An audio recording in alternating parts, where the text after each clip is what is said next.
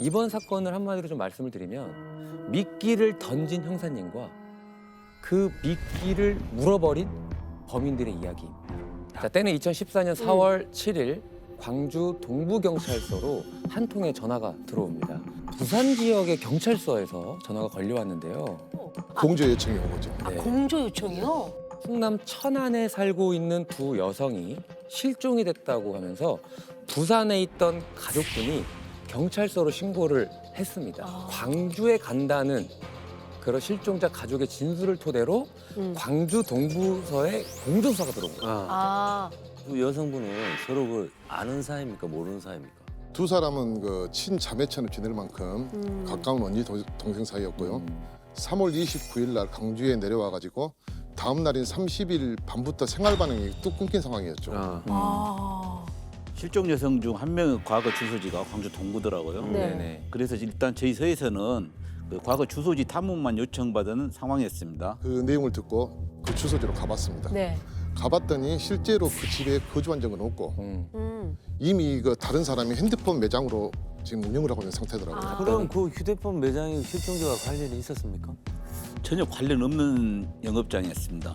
그래서 신고자에게 그 상황도 전달할 겸 전화를 했는데 형사로서 도저히 그냥 넘어갈 수 없는 얘기를 하더라고요. 3월 31일 실종 여성 한 분과 그 친구가 통화를 한 적이 있다고 합니다. 근데 그 내용이 일단 예사롭지 않다고 해요. 나 지금 웬 저수지에 와 있는데 아니 그 최 씨 있잖아 사업한다는 걔가 낚시하러 가져서 왔는데 여기 낚시할 분위기도 아니고 너무 이상해. 내가 아무도 몰래 잠깐 전화 건 거야. 나 지금 너무 무서워. 그날 그 저수지에 갔던 사람은 실종자 여성 2명과 네. 광주에 사는 최 씨, 그리고 후배 2명, 총 5명이었습니다. 그 실종 여성의 친구 말로는 실종 여성과 최 씨는 오랫동안 그 알던 사이였고요. 투자 명목으로 돈을 빌려줬는데 그걸 받으러 간다고 했더라고요. 아. 실종자들 금융거래 내역을 확인했어요. 근데 최 씨가 실종자 한 분에게 약 7천만 원을 받은 게 확인됐습니다. 실종자가 이제 최 씨하고 돈 문제가 얽혀 있고 있죠, 7천만. 마지막 만난 사람도 최 씨고 그렇죠. 동기와 기회가 있다는 얘기잖아요. 네. 강력 사건의 요건들이 두 가지나 다 충족이 되고 있는 이런 상황이죠. 그래서 이제 이명사님이 최 씨에게 전화를 합니다. 사실 이것까지 저희가 뭐 수사 요청 받은 건 아니어서 꼭 최 씨 일행을 만날 필요는 없었지만 일단 최대한 확인을 해야겠다 싶었죠. 그래서 최 씨한테 A 씨하고 B 씨하고 광주에 왔다가 연락이 안 된다. 가족들이 난리가 났다. 혹시 시간 되면 만나서 얘기 좀 하자 했죠. 최 씨를 직접 만났습니다. 네. 만나가지고 그 실종자하고 어떤 사이냐, 친한 그 누나 동생 사이다. 오랜만에 광주에 왔길래 맛있는 것도 먹고 놀러도 간 거다. 자연스럽게 그렇게 태연하게 이야기하더라고요. 그래서 이제 형사님이 그날 실종 여성과 뭘 했는지 최 씨한테 물어봤다고 합니다. 그 곡성에 유명한 고깃집이 있어서 제가 누나들이랑 제 후배랑 저녁 먹고 그 낚시하러 갔습니다. 근데 또 막상 가보니까 너무 깜깜해갖고 이게 장소가 마땅치가 않더라고요. 그래서 돌아왔는데 밤 11시쯤에 누나들이 광산 쪽에 약속이 있다고 해서 제가 거기 내려다 줬습니다. 저는 그 이후로 누나들 못 봤고요. 그럼 뭐 진짜 낚시하러 간 건 맞긴 하네. 광주에 왔으니까 그냥 아쉬우니까 누님들도 같이 가자 해서 낚시를 가게 됐다고 그렇게 이야기를 하더라고요. 자기네들은 바다 낚시를 하러 목포로 또 갔는데 도착하니 너무 늦어서 모텔에서 잠 잤고 아침에 다시 낚시에 가려고 했는데 늦잠 자는 바람에 그냥 광주로 되돌아왔다. 그렇게 말하는데 낚시 안 했다고 범죄를 저질렀다. 뭐 이렇게 연결시킬 수는 없으니까 그냥 여기까지만 확인할까 했는데 이왕 온 김에 그 일행들을 다 만나보자. 그래서 최 씨한테 우리가 그 후배들도 좀 만날 수 있겠냐 했더니 10분 만에 후배들이 나타나더라고요. 정상적인 지금 움직임은 아닌 것 같아요. 네, 좀 이상했죠. 그래서 후배들한테도 그날 행적을 물어봤는데 최 씨하고 토시 하나 틀리지 않게 똑같은 얘기를 하는 겁니다. 그런데 그때 이제 우리 김 형사님이 시계를 딱 봅니다. 시계를 보니까 그 당시에 그 최 씨가 그 낚시를 갔다는 시간하고 일치를 하더라고요. 그래서 이제 저희가 거기 한번 가보자 거기 가서 확인을 해보자. 별거 아니잖아. 망설임 없이 3명이서 그럼 그렇게 하자라고 해가지고 이 상황을 보고받은 우리 이명사님이 또 예리한 촉이 발동이 됩니다. 김영사한테 전화가 왔는데 곡성의 방송 저수지로 간다고 하더라고요. 제가 광주에서 근무하기 전에 그 곡성경찰서에서 약 10년을 근무하다 왔는데 거기는 낚시할 데가 아니다. 거긴 농업용 저수지라서 낚시를 금지 구역이다.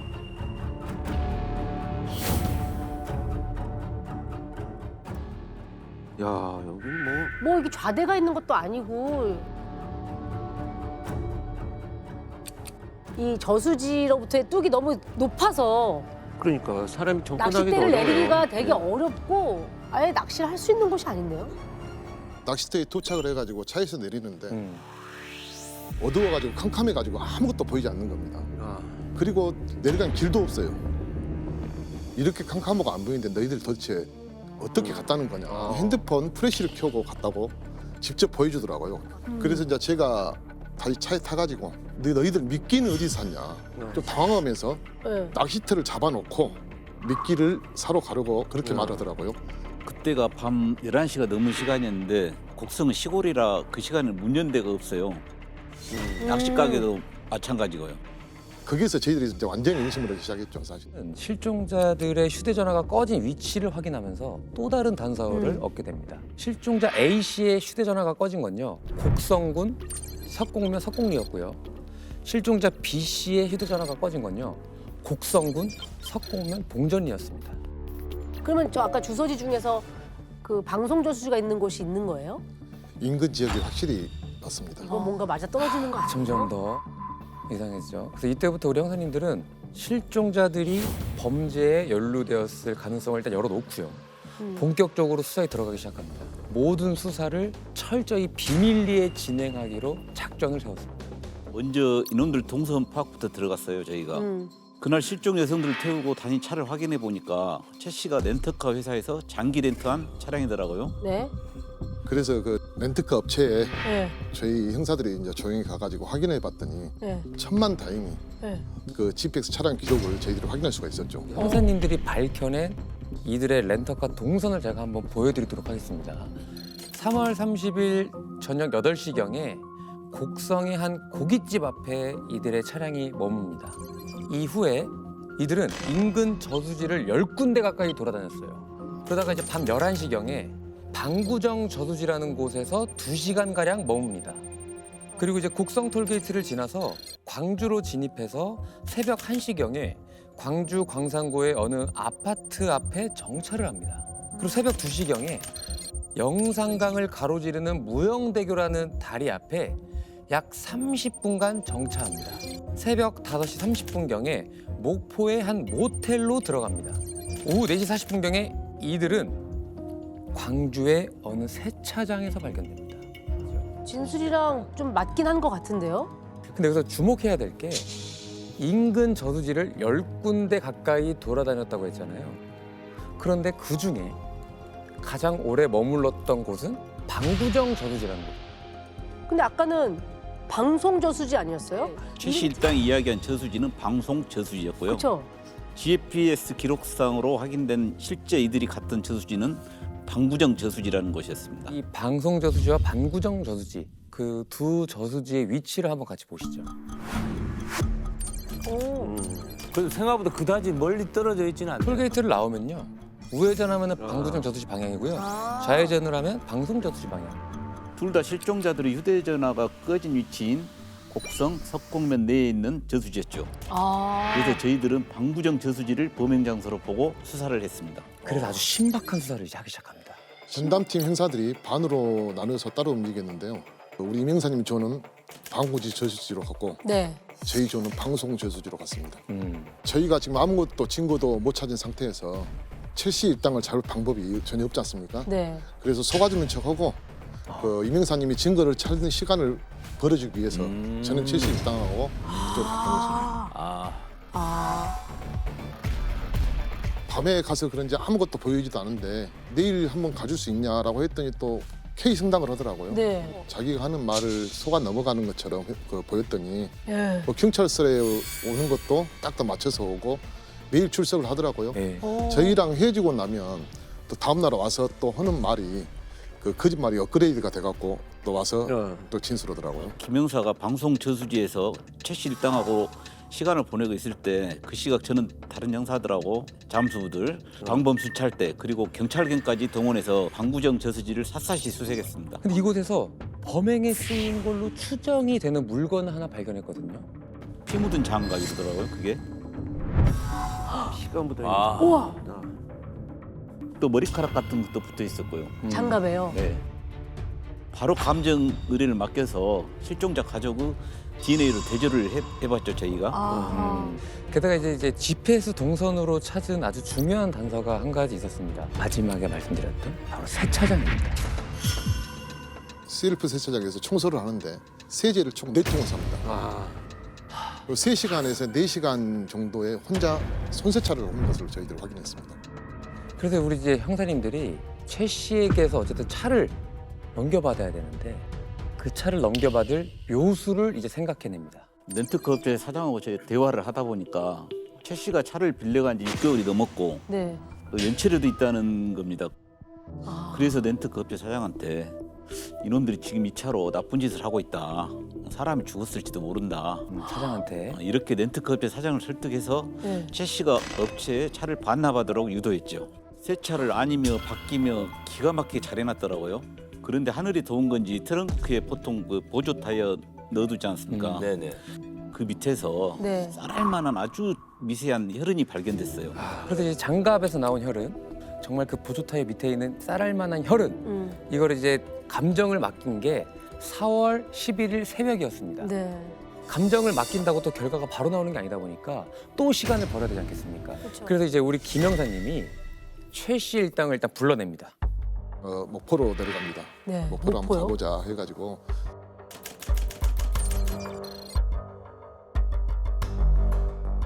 최 실당이 묵 모텔에도 한번 가봤거든요. 네. 특이한 것은 이미 열흘이 지났는데도 모텔 사장이 최 실당을 기억하고 3시 와서 낚시를 다녀와서 이불에 흙이 묻었다면서 이불 한 채를 더 주라고. 치밀하게 자기들이 알리바이를 만들었네요. 실제 낚시는 하나도 안 했잖아요. 그렇죠. 그런데 모텔 주인이 그렇게까지 형사들한테 증언을 해줬으니까 아주 여유롭게 마음을 놓는 이런 이제 상황이 전개가 될 것 같아요. 그래서 그 최 씨 일당이 얼마나 기고만장해졌겠습니까? 음. 그러니까 형사님들에게 역으로 또 제안을 했다고 해요. 아 형사님, 우리 진짜 우리 누나들 내려주고 목포 온 거 맞다니까요. 그러니까 아무래도 보니까 그 누나들이 좀 빚이 있어갖고 그 잠수 탄 것 같습니다. 예. 그래, 내가 봐도 너희들 말이 진실인 것 같다. 그럼 이 사람들이 어디로 숨었겠냐. 위에서는 자꾸 찾아오라고 하고 나도 힘들다. 그럼 제 말 믿고 안면도 한번 가보시는 거 어떻습니까? 예? 그 내가 보니까 누나들이 그 안면도에 좀 자주 갔었던 것 같은데 안면도? 그럼 내일 가서 사람도 찾고 바람이라 쐬다 오자. 감정 결과가 바로 나왔습니까? 방구정 저수지에서 발견된 장갑의 혈흔하고 차량에서 채취한 혈흔하고 DNA 감정 결과 일치하다는 답변이 그날 밤에 왔어요. 저희도 이제 시신만 찾으면 완전히 잡아넣을 수 있겠다. 저수지를 비롯해서 GPS 기록에 있던 장소들 차근차근 수색하고 있었어요. 저희가. 네. 그런데 우리 김 형사님이 연기까지 하면서 철저히 비밀리에 잘 진행되던 수사에 갑자기 찬물을 끼얹는 일이 발생한 거예요. 수사 상황이 뉴스로 보도된 겁니다. 아이고.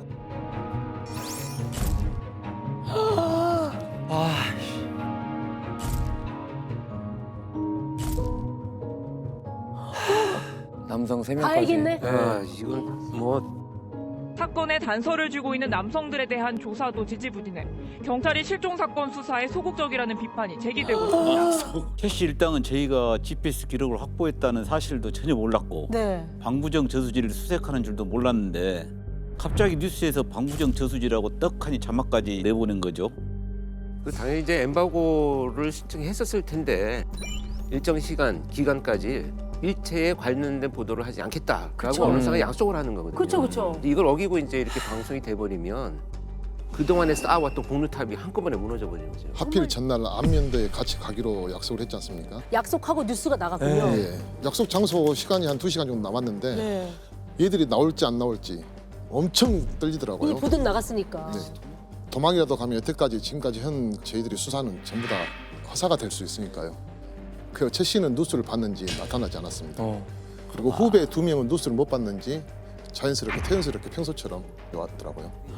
재빨리 이 둘을 분리를 시켰습니다. 아 현장에 나온 둘을. 네, 그 후배 2명을. 그리고 이제 후배 2명 중에 정 씨는 경찰서에 일단 남겨두고 또 다른 후배 한 씨는 형사님이 차를 태워서 그냥 어디론가 데려갔대요. 갔던 저수지 오늘도 한번 가보자. 다시 한번 가보자. 가보자고 이제 본인들이 말했던 저수지를 가려고 했던 게 아니라 네. 말하지 않았던 저수지를 가려고 처음부터 마음을 먹었어요. 자백을 받아내려면 네. 의원의 압박이 그 당시에는 필요했다고 저희들이 생각을 했거든요. 네네. 그렇죠. 그러니까 아까 이명사님이 이제 설명해 주셨다시피 고속도로 톨게이트를 빠져 나가면 그 우측은 실제 사건 현장에 방구정 저수지가 나오고요. 그렇죠.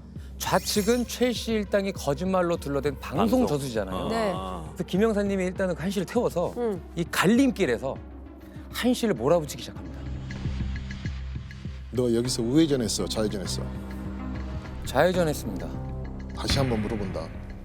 여기서 우회전이냐, 좌회전이냐? 좌회전이요. 마지막으로 말할게. 사실대로 말해라. 우회전이냐, 좌회전이냐? 와, 저기 가서 거짓말하면 너랑 나랑 여기서 죽는 거다. 그 갈림길을 두고 김영사님이 계속 묻고 똑같은 질문을 하고 김영사님은 이 갈림길에서 그냥 곧바로 우회전을 해서 방구정 저수지로 한 씨를 그냥 데려갑니다. 저희들이 그 추정했던 방구지 저수지에 도착해가지고 너 이제 게임 끝났다. 너 여기가 어딘지 아냐? 와. 내가 직접 말해줄까? 사실대로 빨리 말해라. 라고 했더니 한숨을 쉬면서 고개를 숙이고 형사님 담배 한 대만 주시면 안 되겠습니까? 라고 하더라고요. 그 사실을 말하고 난 후에 담배를 주마. 끝까지. 그래서 결국에 한 씨는 최 씨, 정 씨와 함께 실종 여성들을 살해하고 시신을 유기했다는 사실까지 그 자리에서 모두 다 털어놓습니다. 그 당시에는 제 마음은 실제적으로 이한테 자백을 못 받으면 네. 이 사건은 미국으로 간다. 미국으로 남을 것 같은 생각이 들어서 저도 제 정신이 아니었습니다, 사실은. 아 그때는요. 이게 아무래도 뉴스 보도가 되고 나서의 진짜 마지막 더 다급함이 마지막 있었고. 기회일 수도 있으니까. 그래도 저희들이 자백을 받았다고 해서 지금 다 끝난 게 아니지 않습니까? 시신을 찾아야지만 확실히. 그렇죠. 시신을 찾아야죠. 그래서 한 씨한테 계속 추궁을 했죠. 시신은 어디다 뒀냐. 가방을 담아서 영산강에 던졌다고 그렇게 말하더라고요. 영상. 근데 영산강은 저희가 이미 GPS 동선을 통해서 알고 있는 장소였어요. 아까 그 목포 영산강 예. 쪽에 있었잖아요. 근데 영산강이 워낙 큰 강이어서 수심도 깊고 바닥도 갯벌이라서 수색을 못하고 있던 장소였습니다. 맞습니다. 그래서 이제 팀원 중에 어촌마을이 고향인 형사님이 거기서 한 가지 또 아이디어를 냅니다. 보통 요즘은 그 물고기 잡는 배에 어군 탐지기가 달려 있거든요. 이게 있으면 물속에서 고기나 뭐 어떤 물체가 있는 것을 확인할 수가 있어요. 이걸로 보면 가방을 찾을 수 있지 않냐 그렇게 하더라고요. 결국 어군 탐지기까지 동원한 수색을 합니다. 그렇게 6시간 30분 만에 갯벌에 묻혀있던 가방 하나가 발견됐다고 하고요. 40분 후에 인근에서 또 다른 가방이 또 발견이 됩니다. 어군 탐지기로 시신을 발견한 경우는 이번 사건이 최초라고 합니다. 이 힘들 수밖에 없었던 게 시신을 담은 가방이 수면 위로 떠오르지 않도록 사람 머리만한 돌 2개씩을 가방에 넣었더라고요. 그래서 가방이 갯벌 깊숙이 박혀 있는 상태였고요. 후배 2사람에 대한 구속영장을 신청했고요. 시신까지 찾았다고 하니 후배 정 씨도 자신의 혐의를 모두 인정하더라고요. 네. A 씨가 최 씨에게 빌려준 돈이 있었잖아요. 네네. 그 돈은 최 씨가 중국에 그 좋은 사업 아이템이 있다면서 A 씨에게 그 투자금 명목으로 빌린 돈이었습니다. 그런데 사실 최 씨는 무지개 이 돈도 이미 다 생활비로 다 써버린 상황이었고요. 아이고. A 씨가 계속해서 빚독촉을 하자 돈을 변제할 수 없으니 죽여야겠다고 마음을 먹은 겁니다. 3월 30일 밤 최 씨 일당이 A, B 씨를 데리고 방구정 저수지로 갔어요. 최 씨는 후배 한 씨에게 낚시할 자리를 잡자 그러면서 트렁크에서 미리 준비한 삽과 장갑을 챙기도록 시켰고요. 같이 걷던 중 한 씨는 삽으로 B 씨 머리를 내리쳐서 쓰러뜨렸고요. 이를 본 A 씨가 도망치자 최 씨가 쫓아가서 주변에 있던 돌로 머리를 내리치고 목을 졸라 살해했습니다. B 씨 또한 같은 방법으로 살해를 했고요. 그래서 형사님들은 피의자를 데리고 범행 장소부터 사체 유기 장소 등 총 5군데 장소에서 현장 검증을 이제 진행했다고 합니다.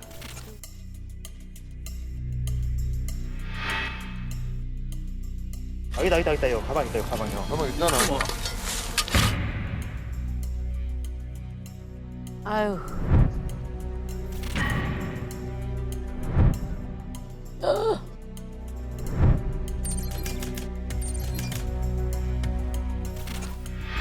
아이고, 진짜. 이제 한 씨가 먼저 검거가 된 후에 살해 동기에 대해서 이렇게 이야기를 했다고 합니다. 형제한테 자꾸 돈 달라고 그랬다 했어. 뭐 혜택 준다는 뭐 그런 식으로 얘기를. 최 씨가 그 후배 2명이 찾아와서 뭐 도와주면 A 씨에게 갚을 돈을 일부를 너희들에게 주겠다. 그리고 휴대폰 대리점도 차려주겠다라고 했다는 겁니다. 후배들에게 또 사기를 친 거지. 자, 이렇게 후배 2명은 자백도 받아내고 검거에 성공했습니다. 하지만 한 명이 남았죠. 최 씨의 지인을 설득해서 광주 광산구 지역 내 당구장에 자주 갔었다는 거예요. 어디가 새로 생기고 어디가 문을 닫았는지까지 다 꿰고 있을 정도였으니까. 그런 명업 중인 것 말고 폐업한 당구장도 한번 찾아보자 해서 4월 16일 저녁 6시경 진짜 폐업한 당구장에 숨어있는 최 씨를 발견하고 바로 손목에 수갑을 채웠죠. 씨는 모든 혐의를 다 인정을 했고요. 아,